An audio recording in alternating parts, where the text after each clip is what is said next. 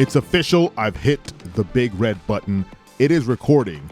It's time for the O Wrestling Podcast. Thank you so much for listening. Make sure to hit that bell on YouTube and subscribe to this podcast if you have not already on any and all platforms. That's right. Get it on Apple. Get it on Spotify. Get it on Amazon. Get it wherever you listen to podcasts. Don't forget to tell a friend to tell two friends. Tell everybody about the show. It's a casual 10-minute wrestling show. But if you're listening to this, you already knew that. It's been a week of wrestling, y'all. It's been a week. Before we get into it, just some housekeeping. This podcast will be going twice a week now. I'm going to try and put a schedule around this. I had the whole everyday thing last year. Wow, it's been almost a year. But I can't do that. It's not sustainable. But I can bang out 2 episodes a week. So we're going Tuesdays and we're going Thursdays for now to see how that works, to get some consistency in your life. You get it from the O Wrestling Podcast. That's 10 minutes of casual wrestling with your buddy CW. Yeah. What a week in wrestling, right? It's been some highs, many lows. I didn't want to do an episode about the passing of Bray Wyatt, but it's only fair to myself and my own psyche to wish his family all the best. It sucks to lose somebody, especially personally. So my heart goes out to his kids and JoJo, I believe that was his wife. It's going to be rough, guys, and I've been there. So I empathize. I sympathize. He went too soon. The man he had a mind for the business, y'all. Regardless of what you may have thought of some of his gimmicks, the man had a mind for pro wrestling. If you loved it or you hated it, you had an opinion on his gimmicks, and regardless, he was a fantastic wrestler. So that's all I'm going to go into. Terry Funk, we lost him too. Another great loss. What a week, man. Just kind of putting the pieces back together. And then Bob Barker died too, which, I mean, if you're young, you probably don't even know who Bob Barker is, but that was our generation's, like, you're home from school on a sick day, Bob Barker was there to keep you entertained. The Price is Right. My man was there for you. 12 o'clock, 12 noon on CBS.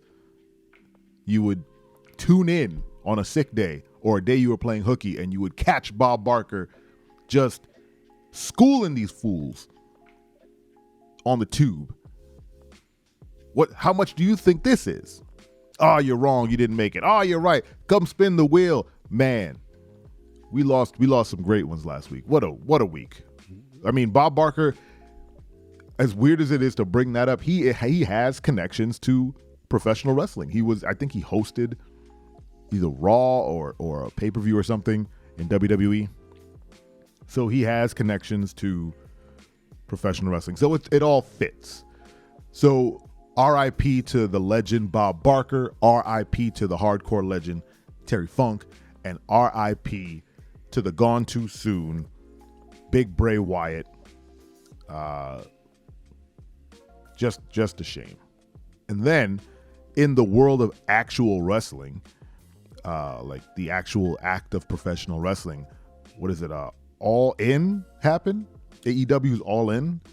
I didn't watch it because, I mean, who has the time? And also, who has the money? I couldn't afford that. But that happened, and apparently there was some issues with CM Punk and Jack Perry getting into scuffles backstage. Now, I don't watch AEW because I don't have any of the channels that they are on, and I refuse to pay Bleacher Report for pay-per-views. But I do keep up to date with the rumors and the news that, come through the feed for AEW. And it sounds like CM Punk is a terrible employee. Everything I read is just all these issues that he's having, pushing people up against walls and, telling people that he wants to go fight outside. And now Jack Perry's headbutting people and they're arguing, and Tony Khan's not doing anything, publicly to kind of quell a lot of this. And I did a whole episode about CM Punk that I'm not going to put out because honestly, I did it like 3 weeks ago and a lot of dated references, and maybe I'll put it, I don't know. But I don't think he's good for that business. It's just not worth it. I don't think I've ever heard of a man who had an entire program given to him. I brought this up to Dad's First Time. Shout out Dad's First Time, who is my professional wrestling expert. And I said, has there ever been a person they've had a show built around them completely? And he mentioned The Rock, which I had in mind, but that reference doesn't work because SmackDown was just a show named after his catchphrase. He wasn't like featured on the show. He was on Raw and SmackDown, right? He was just a key player in the WWE at the time. CM Punk, they built AEW Collision around him. The entire roster is picked as people who want to work with Punk. It's people who won't have issues with the man. And the other shows, Dynamite and everything, they have everybody else. So when you get to Wembley Stadium in All Out and everyone's under the same roof, stuff got heated. And it just seems like all the rumors, again, this is all rumors, that come out of AEW seem like Punk is in the center of a lot of drama. And I don't know if that's worth it. Like, is CM Punk worth all that drama in AEW? I don't know. I don't watch the show. I never particularly liked CM Punk. I didn't have that affinity for him. I'm not saying he's a bad wrestler. I'm saying he wasn't my cup of tea. He wasn't a wrestler that I sought to, cheer for or even watch his matches. He was just not interesting to me. But he's apparently a draw. He's a moneymaker over in AEW. So I don't know. It sounds like it's just more hassle than it's worth, honestly. And it made me think, like, does Tony Khan need his own version of Triple H? He needs an enforcer, which is just a very strong word for, like, he needs an HR department.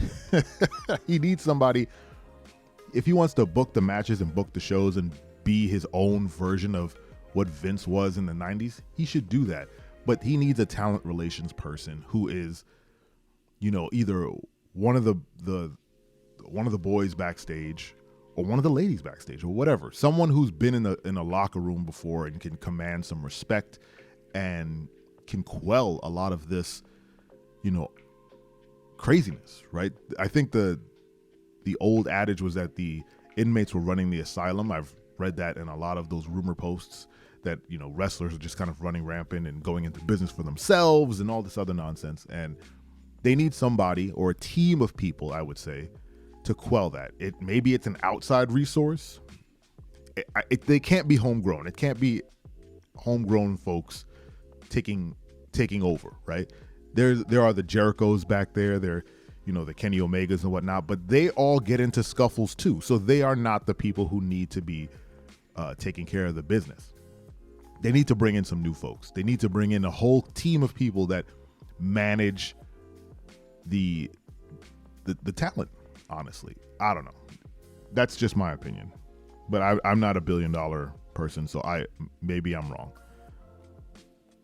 But on the bright side, they had a fantastic showing. MJF and Adam Cole continue to be best friends, and that's the only reason I want to watch AEW, is so I can watch Adam Cole and MJF interact, because from what I've watched in their online vignettes, they're fantastic together. Anyway, what do you think of last week's? Oh, I don't even want to ask that. What do you think of last week's Week in Wrestling? It was a wild one. Anyway, RIP Bray. Continue to listen to the show. Thank you so much for listening, and don't you ever forget, I'm your friend, but if I ever see you in the ring, I can beat you. Don't you know? Yeah, yeah, yeah.